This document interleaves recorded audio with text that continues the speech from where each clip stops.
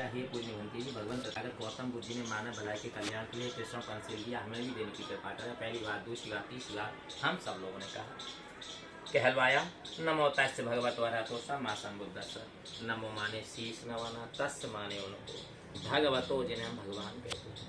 अरे हतो, अर होता है दुश्मन, हतो होता निकाल दिया, किन दुश्मनों को निकाला। भाग्य रागो, भाग्य दोषो, भाग्य क्रोधो, भाग्य मोह, आसक्ति और तृष्णा। राग, द्वेष, क्रोध, मोह, आसक्ति, तृष्णा, ये सब निकाल के बाहर कर दिया। संसार में जो भी जीव है सबको समान दृष्टि से देखने वाले ऐसे सम्मत संबोधि को हम शीश नवा करके नहीं करते। पहली बात, दूसरी बात, तीसरी बात हम सब लोगों ने कहा। कहा बुद्धं शरणं गच्छामि, बुद्धि की शरण जाने के लिए कहा गया।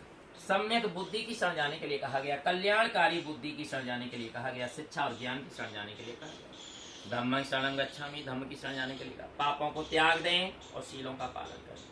संघं शरणं गच्छामि, संघ की शरण जाने के लिए कहा गया।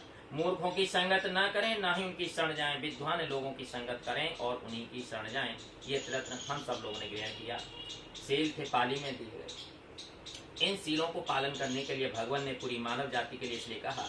हम और आपका जो जीवन निकल गया वो तो निकल गया, जान से भूल से पाप हुए हैं तो दंड को भुगतने के लिए तैयार रहें और शेष जीवन जो बचा है वो अच्छी तरीके से व्यतीत हो, दुख और कष्ट न आए। इसलिए भगवान ने कहा बचा हुआ शेष जीवन अच्छी तरीके से कैसे व्यतीत हो, इसलिए उन्होंने पापों को त्याग करके शीलों का पालन करने के लिए कहा।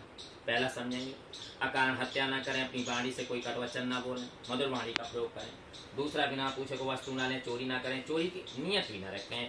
तीसरा, व्यभिचार न करें, परिस्थिति न करें, समाज में गलत दृष्टि न डालें। चौथा, झूठ चुगलखोरी, जरा सी बात थोड़ा चला कर ऐसा न करें, सत्य का पालन करें। और पांचवा, कैसा भी नशा, गीले आंसू का इसका इस्तेमाल न करें, इनसे बचें, इनसे दूर रहें। मात्र ये 5 शील है, मानव इसका पालन करता है उसके जीवन में उत्थान आएगा, प्रोग्रेस, उन्नति आएगा, अवनति का कारक नहीं बनेगा। और इन शीलों का उल्टा आचरण करेगा स्वयं अपने पतन का कारक बनेगा। वो संस्कार पद्धति से जो भी कार्यक्रम होता है कृष्ण पंचशील से ही शुरुआत होती है। आपको उसका भावार्थ बतलाया। फिर हमने सूत्रों का पठन पाठन किया जो पाली भाषा में थे। उनके उद्बोधन से, उनके शब्दों के गुंजनमान से आशा शक्तियां पलायन का परिवार में प्रोग्रेस, उन्नति लाती हैं, उन्नति का कारक नहीं बनता।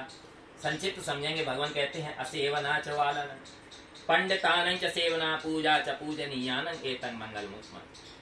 वालन चा माने होता है मूर्ख, जैसे बच्चों की दोस्ती जी का जंजाल बोलते थे ना, इसी तरीके से पाली भाषा में बोलते हैं वालन चा माने होता है मूर्ख। मूर्खों की संगत ना करें, विद्वान लोगों की संगत करें और पूजनीय लोगों का पूजा करें या सम्मान करें। ऐसा व्यक्ति अगर करता है तो उसके जीवन में मंगल उत्तम होता है। भगवान ने अपने जीवन में कहा मनोपूपगमा धम्मा मनो सेठा मनोमया मनस च प्रसन्नेन भासतवा करोतवा ततो न सुखमन्वेति छाया व अनपायनी। भगवान कहते हैं हम और आप सभी बैठे अपने शरीर के साथ। शरीर का, हर शरीर का मन है अपना अलग अलग है। ये मन सभी वृत्तियों का मुखिया है, मन ही प्रधान है। जितने भी धर्म है ये सब मनोमय होते हैं।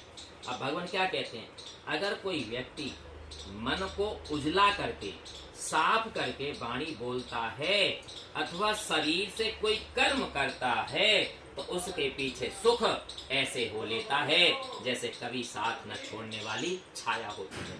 इसी सुख को हम पुण्य कहते हैं।